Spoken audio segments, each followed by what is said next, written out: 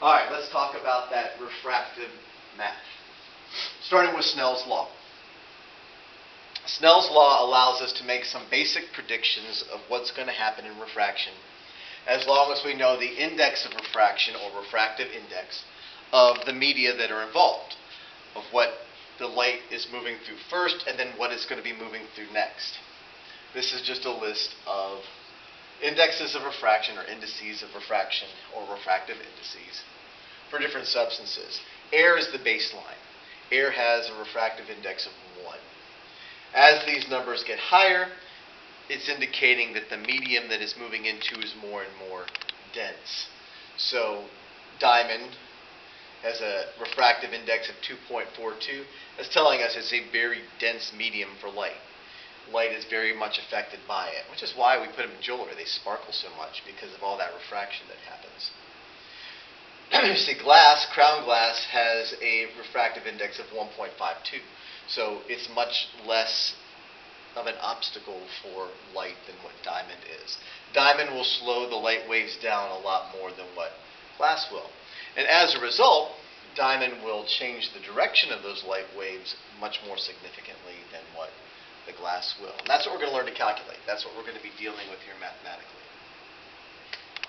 Let's talk about first where the refractive index numbers come from. This is the equation for calculating a refractive index. The refractive index is abbreviated N. It has no units. It's just a number. So the refractive index is equal to the speed of light. The speed of light, just rounded, is 2.998 times 10 to the 8th meters per second. This is the speed of light in a vacuum. And then V is the velocity in the medium. How fast the light is actually traveling in the glass, in the plastic, in the diamond, whatever that particular medium is that it's moving through. So the refractive index is equal to the speed of light in a vacuum, which we're going to use this number for, 2.998 times 10 to the 8th meters per second. And then the velocity of the light in the actual medium itself. If your refractive index is a number that is close to 1, that means there's very little change in the speed of light. C is as high as it goes. It can't go any higher than the speed of light in a vacuum. That's kind of the universal speed limit. So there is no such thing as a refractive index that is less than 1. But if your refractive index is really close to 1, it's telling you the speed of light is not changing very much. The further away from 1 you get, like with diamond at 2.42, is telling you that that speed is changing more significantly. So the closer to 1 you are, the less the change in the speed of light. The further from 1 you are, the greater that change in speed of light. Let's take a look at how some of this stuff works out mathematically. So in our first problem here, light passes from air into a newly discovered material. If the light slows to 2.271 times 10 to the 8th meters per second, what is the index of refraction or refractive index for the newly discovered material? So, the refractive index is going to be equal to the speed of light divided by the velocity of light in the medium. Speed of light, 2.998 times 10 to the 8th.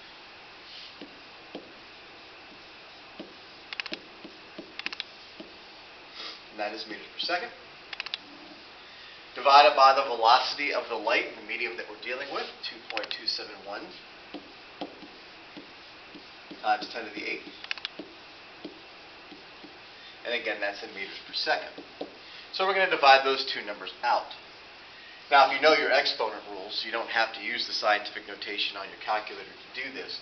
Whenever you're dividing numbers in scientific notation, you're going to subtract the exponents. So this is 10 to the 0, or 1.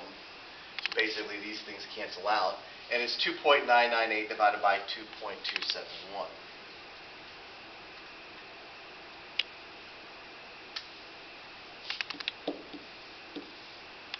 And the answer would be 1.32. There is no unit on that because those units will completely cancel out. There will be nothing left for a unit.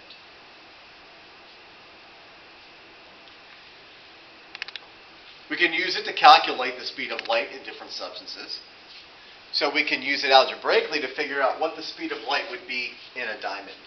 We already know from the previous table that the refractive index is 2.42. So refractive index is equal to the speed of light over the velocity in that medium. My refractive index is 2.42. Again, no units. The speed of light, same as it was over here, 2.998 times 10 to the 8th. And I will put that on the reference sheet. You don't have to worry about memorizing it. 2.998 times 10 to the 8th meters per second over the velocity in the medium. That's what we're going to try to find. Remember, when you're solving for variables in the denominator, the first thing you have to do is move the variable out of the denominator. So we do that by multiplying both sides by b. Cancels out over there. And I have 2.42 times b equals 2.998 times 10 to the 8th meters per second. Now I can solve. Because I'm multiplying by 2.42, I will divide.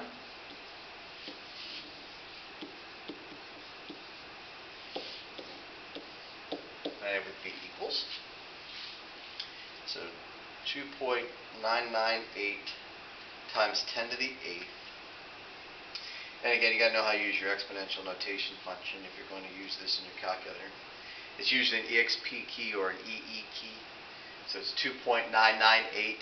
You hit your exponential notation key, and then you put in the exponent 8. At no point do you type in times 10.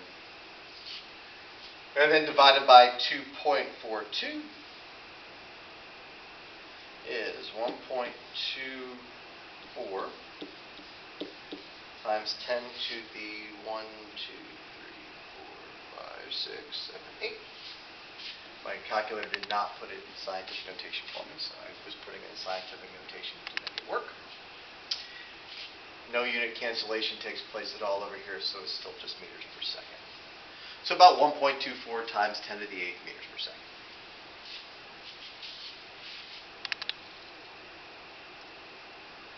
Which, if we go back to our speed of light thing, is just what that says. 1.24 times 10 to the 8th meters per second. So exactly as expected.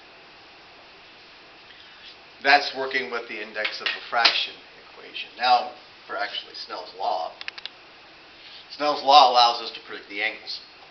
So if the light is traveling through air into diamond, we can actually predict what angle that light will be bent to as it moves through.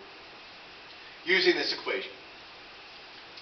The index of refraction for our first substance times the sine of the angle in that first substance. And this is usually the incident side. So it's the index of refraction in our original medium times the sine of the angle of incidence is equal to the index of refraction of the second substance, what it's moving into, times the sine of the angle of refraction, or the angle in our second substance. This is typically the incident side, so this is going to be the angle of incidence that we use over here. This is usually the refractive side, so that is the angle of refraction that we typically use over there. It really doesn't matter which one you use, though. You could make this the refractive side, you could make this the incident side. Wouldn't matter. You still get the same answer no matter what, but the way I'll be using it, this side of my equation will be my incident side, this side of my equation will be my refractive side. So let's take a look at how this process works. A light ray passes from air into flint glass. If the angle of incidence is 34 degrees, what will the angle of refraction be? So these are my two refractive indices. Again, I will give these to you. You don't have to memorize them.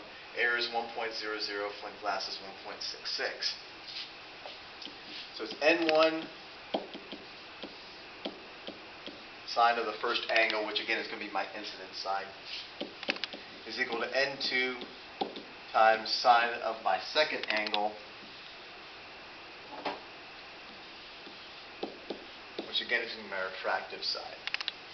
So we're starting off in air, that is my incident side. So it's 1.00 times the sine of my angle of incidence, which is 34 degrees. That is going to be equal to my refractive side, which is my flint glass, which is 1.66, times the sine of the angle of refraction. That's my variable that I'm working out.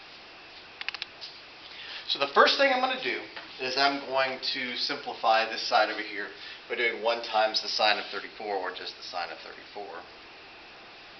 And the sine of 34, and I'm going to round this because anytime you do sines and cosines, you usually get 9, 10 digits. 0.5592. That's what I'm going to round it. Is equal to 1.66 times the sine of theta 2, or my angle of refraction. Now I'll divide both sides by 1.66.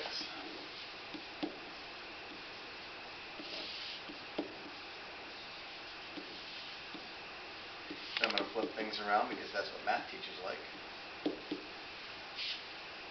So 0.5592 divided by 1.66. I'm going to round this again. 0.3369.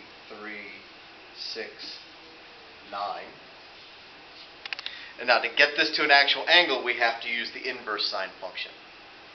So if I do the inverse sine of this number, I'll know what my second angle is, or my angle of refraction is. So second function sine 0.3369 is going to be around 19.7-ish degrees on the other side. So I can see what's going on here. It's coming in at a 34-degree angle.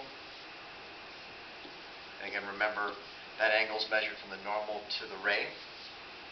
And on the other side, when it slows down, it's getting closer to the normal. And the new angle is about 20 degrees on that inside. I can see how it's being bent towards the angle. It allows me to make a prediction of what that refraction is going to actually look like. So there you have it. That's the math that's associated with refraction. All that's left now is to deal with the lenses.